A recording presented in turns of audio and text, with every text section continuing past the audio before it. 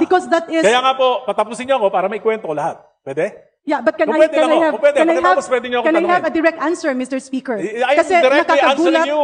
Yeah, Mr. Speaker, my question is very simple. Napili ba siya ng isang former member of the House? Because that is very Nirekomenda unparliamentary. po. He's putting some words on my mouth. Ang Honorable, sinabi ko po, nirekomenda Siya ako. suspended. Okay? Nakaupo po ako, tahimik ako, sinita ako ni Congressman Marcos at tinanong, ano yun?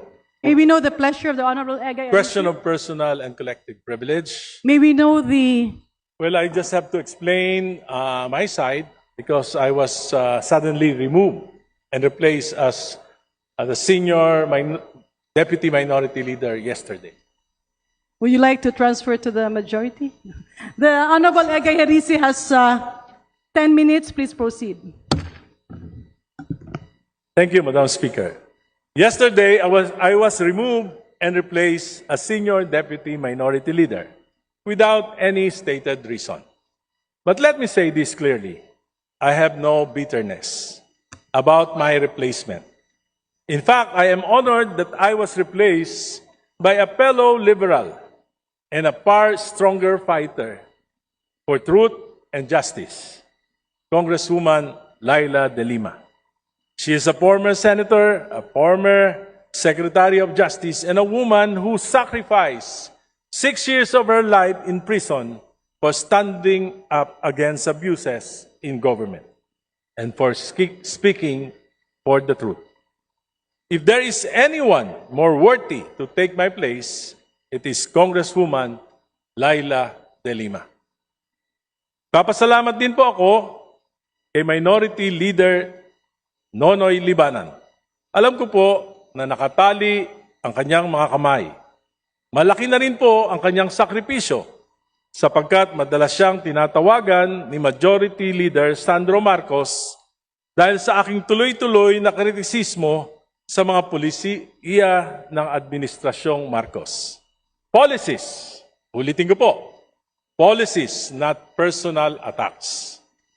Mr. Speaker, I believe that I have faithfully performed my duty as Senior Deputy Minority Leader. I have raised questions. I have spoken the truth.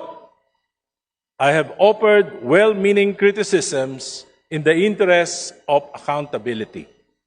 But it appears that this House leadership does not welcome criticisms. And that, Mr. Speaker, is the real problem of dynastic politics. When the President of the Republic has a son serving as Majority Leader of this House, there is an unavoidable conflict of interest when a son becomes overly protective of his father instead of protecting the integrity of legislation. Some time ago, I spoke about the failure of President Marcos to protect the integrity of the 2023, 2024, and 2025 national budget. This Congress inserted and diverted some 1.45 trillion in the national budget. This is unprecedented in the history of our country. Defunding major foreign assisted projects and even the computer-generated maintenance allocations for our national highways. Kaya nagkasira-sira na po ang ating mga major highways. Funds from the PhilHealth and the PDIC were also diverted. Money that should have protected the health and savings of our people, only to end up in ghost projects or substandard infrastructure. And so I ask, why did President Marcos allow this? Why did his cabinet remain silent? How could such massive diversions happen under his watch? Mr. Speaker, it is difficult to believe that this could happen without the knowledge, if not the tolerance, of the President himself, especially when the Speaker then of this House is his own close relative. Hindi pa po ako tapos magsalita nang ako ay sunduin ni Minority Leader Congressman Libanan at dalhin sa opisina ni Majority Leader Sandro Marcos. Pagdating po namin, nandoon na rin si Speaker Bogie D. Nakaupo po ako, tahimik ako, sinita ako ni Congressman Marcos at tinanong, ano yun? I replied that the anti-political dynasty advocacy has long been one of my advocacies. Ngunit sinabi niya, hindi yun. Inaatake mo ang aking ama. Ang sagot ko, ang kritisismo ay nakakatulong upang maituwid ang mga pagkakamali kung bukas ang isip ng mga nakikinig. Ngunit, Mr. Speaker, bakit kailangan questionin ng isang miyembro ng kapulungang ito ang aking talumpati? Kung may mali, kung may kasinungalingan, bakit hindi ako debatihin dito mismo sa plenaryo? Sa aking pag-aaral at sa aking patuloy na pagtatanong, lalo kong nauunawaan kung gaano kalaking pandarambong sa pondo ng bayan ang naganap sa loob ng 3 taon ng Administrasyong Marcos. Lalo pa nang ipakita sa akin ni Congressman Leandro Libiste ang ilang datos na tila nagpapakita ng pamahalaan ay parang pinapatakbo ng isang sindikato. I intend to discuss this further in a separate privileged speech. Mr. Speaker, every day I pray to the Lord to give me the courage and wisdom of discernment on what I should do with the responsibility entrusted to me. Madali sana para sa akin ang manahimik. Madali sana para sa akin na sumabay na lamang sa agos upang masiguro na mas tahimik ang buhay at baka manalo pa uli ako sa eleksyon sa 2028. Madali sana para sa akin na itigil na ang laban na ito na maaring tawagin ng iba na recklessness at padalos-dalos. But there is a greater calling, something that I cannot ignore, no matter how inconvenient it may be for me and for my family, something that I cannot close my eyes. Just like when the Lord called Abraham and said, "Go from your country and your father's home to the land that I will show you." And Abraham followed without hesitation. He followed the Lord. Even the uncertainty is unimaginable because he trusted that the Lord would guide him and that he was doing something for God and for his fellow men. For me, what I'm doing is a bit risky. But that would already be an honorable life to live, despite all my weaknesses. 2 weeks ago, may isang gabinete ang kinausap ako. Sinabi sa akin, Guy, ang tingin ng Malacanang, Sara Duterte ka. Sabi ko po, nung panahon ng mga Duterte, ako po yung kauna-unahan na nagsalita laban sa war on drugs. Tinanggalan pa nga ako ang distrito ng aking pondo ng 1 taon. Pero sila, Presidente Marcos, they enabled Duterte. Si Speaker Romualdez, Majority Leader, he enabled the war on drugs. Yung mga kasama natin na nagpo-prosecute ngayon kay Duterte, they enabled war on drugs. Ako po, nakipaglaban.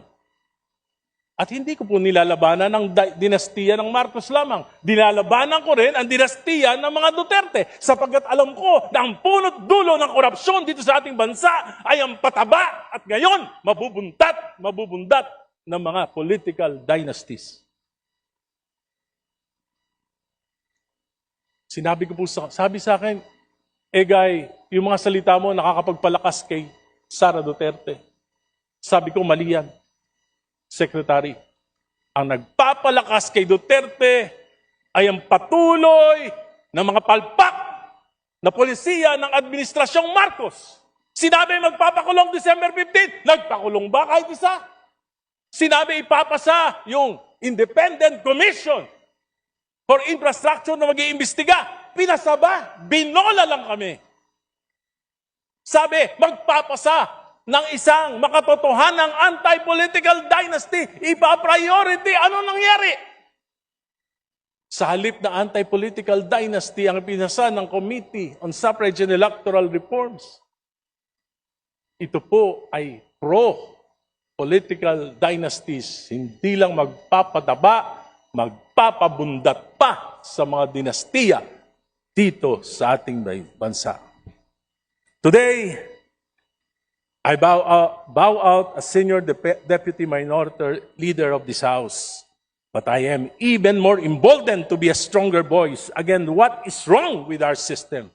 I may no longer have the position. I may no longer have the committee membership.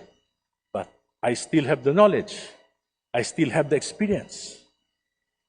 And I have still the voice and commitment to stand against what is unjust, what is corrupt, and what is abusive. I am no longer Senior Deputy Minority Leader, but I will be the equalizer in this House. Thank you, Madam Speaker. Thank you, my colleagues, until my next privilege speech. Thank you. Mr. Speaker, Majority Leader.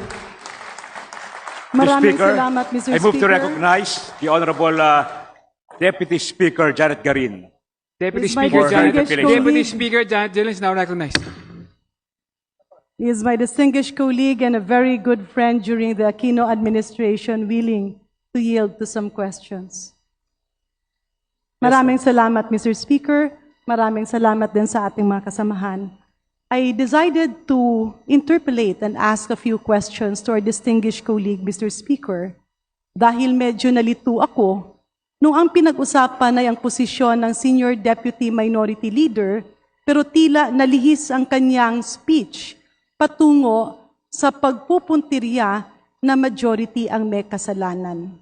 May I inquire, Mr. Speaker, distinguished colleagues, to the Honorable Egay Erice, paano po ba pinipili ang isang Senior Deputy Minority Leader? Well, alam na po lang po natin yan, Mr. Speaker.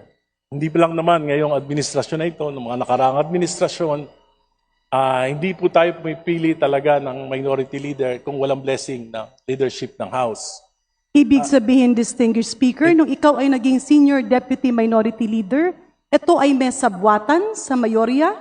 Ang ganito po ang nangyari nung ako po inirekomenda na Senior Deputy Minority Leader ni dating Senior Deputy Minority Leader Paul Dasa. Well, Hinirap Mr. po ako. Excuse me po. Mr. Tapusin Speaker, niyo lang I po have ako. the name Senior Deputy Minority Leader. Noong 19th Congress. Well, Paul Mr. Dasa. Hindi, Paul nirekomenda Daza. niya po ako. Sabi niya, kakausapin niya si Minority Leader Nonoy Libanan upang ako ang kanyang maging kahalili. Ibig sabihin, Mr. Speaker, ang Hindi pa po ating ako tapos. kagalang-galang Hindi pa na po. kasamahan na si Honorable Patapusin niyo Egay muna ako bago Erice niyo ako ay tanungin. hindi pinili ng minorya?